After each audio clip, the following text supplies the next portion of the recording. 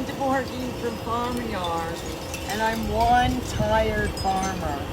But because my friend Anders, who's filming this, is going to leave today, I figured let's get this in.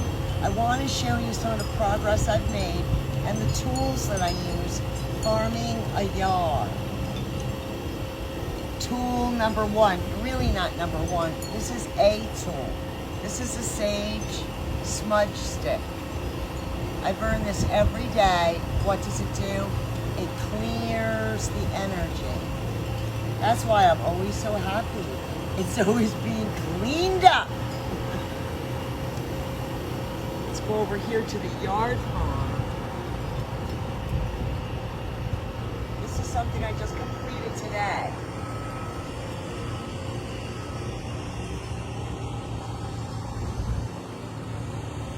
This is a rain barrel that my cousin Gerard had.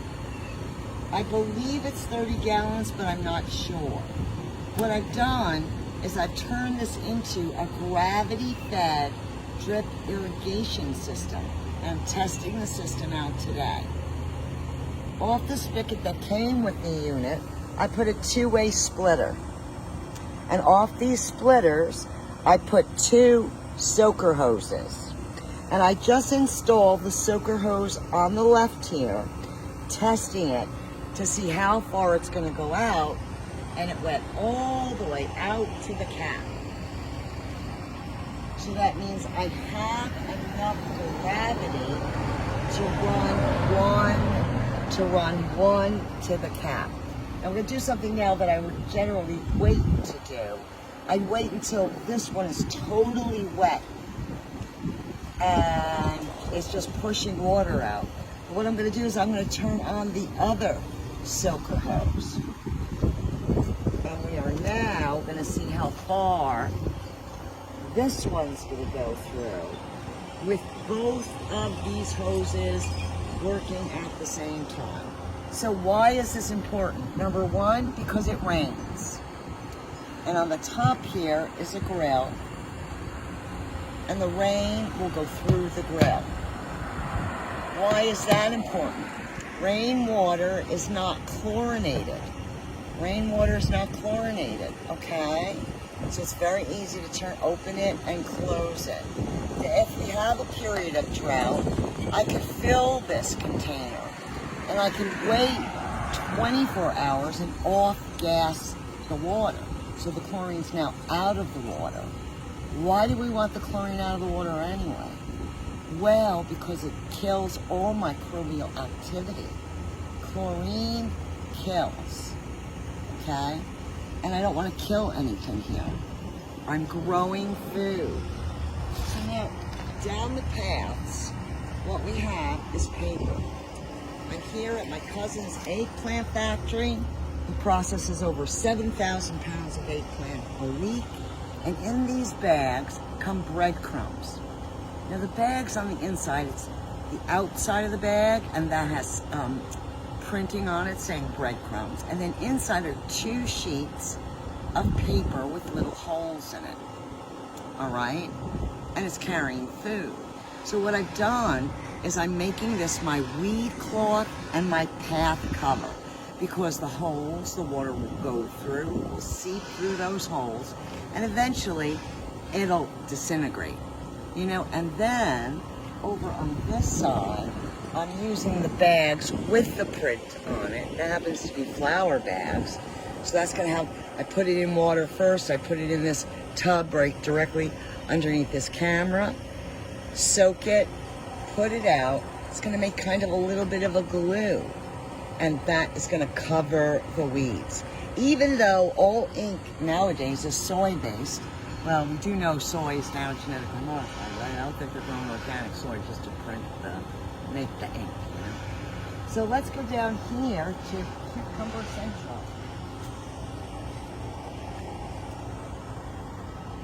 I made one of these before in Beaufort, South Carolina. And what it is PVC pipe, 1 inch, and rebar. I still have to push this down here. And I'll get them both level. Then in between, I'll put a netting. And then the cucumbers, I'll drop some strings. The cucumbers will grow up the string, will go on the netting, and I'll get the netting with the 4-inch holes, and then the fruit of the vine will fall down the center. Very easy to pick. So I'm doing 2 sets here.